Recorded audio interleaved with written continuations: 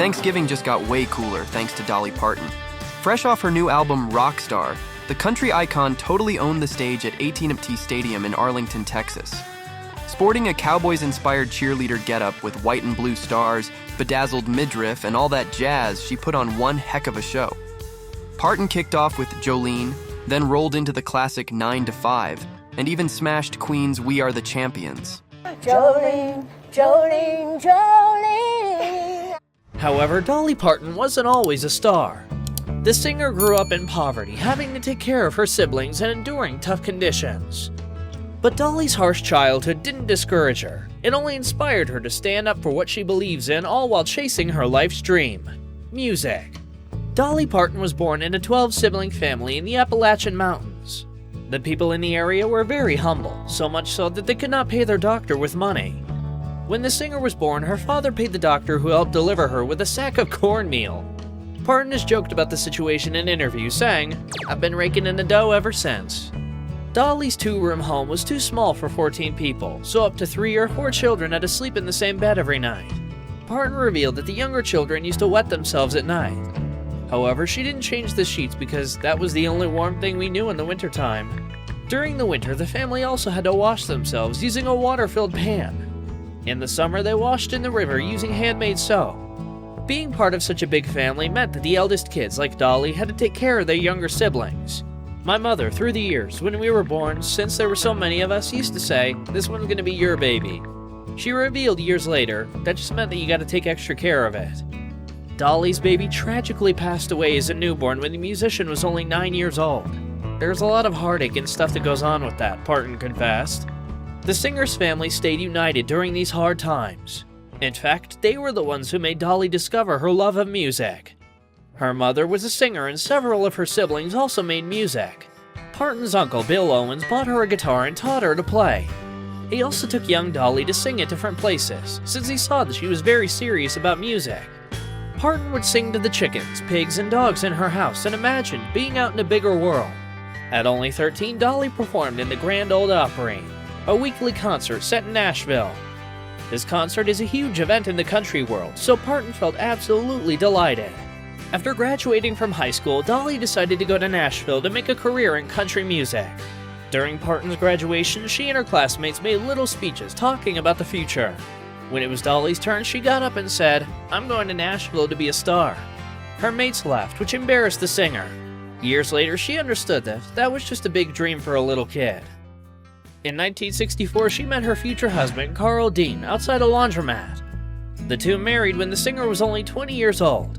They went against the wishes of Parton's record label, which thought that being married would disrupt Dolly's career. The ceremony included only Dolly, her mother, and Carl. The singer wore a white dress made by her mother. I was working for a label. They didn't want me to get married because they'd invested a lot of money, so they asked if I'd wait. Today, Parton is still with her husband. Not everyone is lucky enough to be with someone for 50 years, but I have been. He's been the love of my life and the life of my love, she told People magazine. You're probably wondering why I'm dressed like this? Well, it's for my husband's birthday. As worried as Parton's record label was, the musician's career continued growing. Dolly started garnering attention as a songwriter after a couple of songs she composed became top 10 hits. In 1967, the musician joined a television series called The Porter Wagoner Show, where she became an audience favorite. The singer's first solo #1 hit was her song Joshua. After this, there were several other hits like Jolene or I Will Always Love You, which is her farewell to The Porter Wagoner Show. Parton also reflected on her childhood through her music. An example is her song Coat of Many Colors, which talks about a true story. Dolly's mother made her a ragged patchwork coat when she was a child. When she wore it to school, the singer's classmates made fun of her. Parton's career had finally launched as she was on her way to becoming a country legend. However, not everything was easy for the star. In one of the interviews featured in the book Dolly on Dolly, Interviews and Encounters with Dolly Parton, the singer revealed that she once suffered from severe depression. In 1982, Dolly canceled her tour due to abdominal pain and bleeding. 2 years later, she had a procedure which made her unable to have children.